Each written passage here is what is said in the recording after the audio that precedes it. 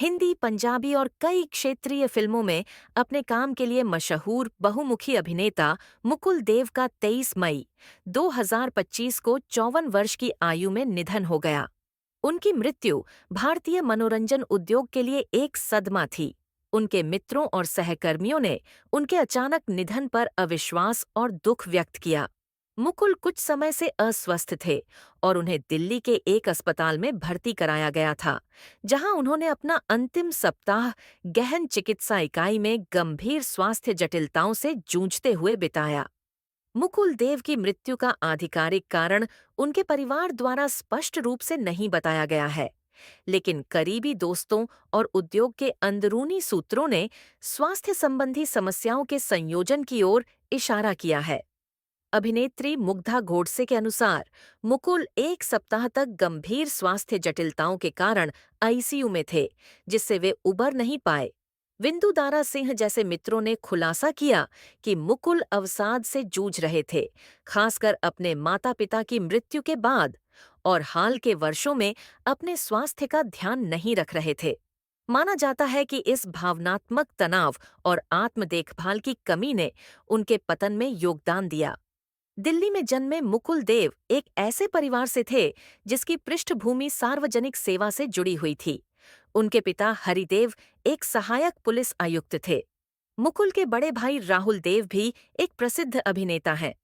दोनों भाइयों के बीच बहुत करीबी रिश्ता था और उनके परिवार की जड़ें जालंधर से जुड़ी हैं।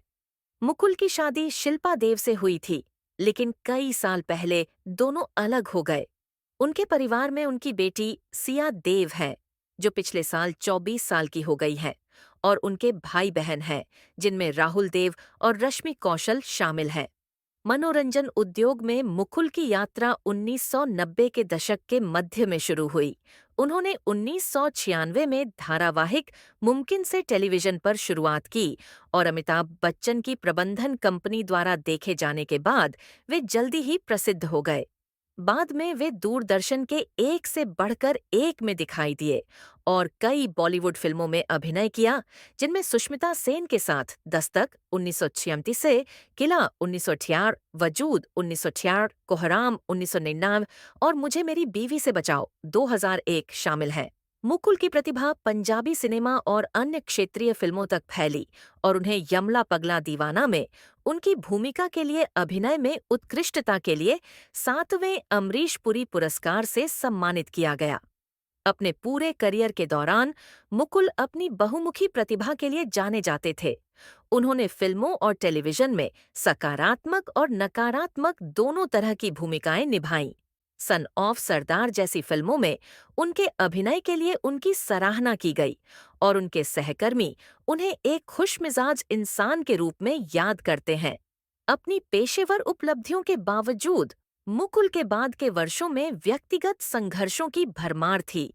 दोस्तों ने नोट किया कि अपने माता-पिता के निधन के बाद वह तेजी से एकांत प्रिय हो गए और अक्सर बाहर निकलने या सामाजिक मेलजोल से इनकार करने लगे। कथित तौर पर उन्होंने शराब और गुटखा का सेवन करना शुरू कर दिया और परिवार के किसी करीबी के हस्तक्षेप के बिना ही उनकी तबीयत बिगड़ गई। मुकुल की आखिरी इंस्टाग्राम पोस्ट 26 फरवरी को उदासी की भावना को दर्शाती है। उन्होंने विमान उड़ाते हुए अपनी एक तस्वीर साझा की, जिसके साथ उन्होंने कैप्शन लिखा, और अगर आपका सिर भी अंधेरे पूर्वाभासों से फट जाता है, तो मैं आपको चाँद के अंधेरे पक्ष में देखूंगा। यह उनके अंतिम महीनों में उनके द्वारा सामना किए गए भावनात्मक संघर्षों का संकेत था। इन कठिनाइयों के बावजूद वे सोशल मीडिया और व्हाट्सएप ग्रुप के माध्यम से दोस्तों से जुड़े रहे, कभी-कभी उद्योग के कार्यक्रमों और गीत लॉन्च में भाग लेते थे। 2025 में मुकुल देव की जीवन शैली काफी हद तक निजी और शांत थी। उन्होंने अपना अधिकांश समय मुंबई की चकाचौंध से दूर दिल्ली में बिताया। दोस्त और सहकर्मी उन्हें एक दयालु, सौम्य आत्मा के रूप में वर्णित करते हैं, जो हमेशा दूसरों की मदद करने के लिए तैयार रहते थे। लेकिन अपने माता-पिता के निधन के बाद उन्हें खुशी पाने के लिए संघर्ष करना पड़ा।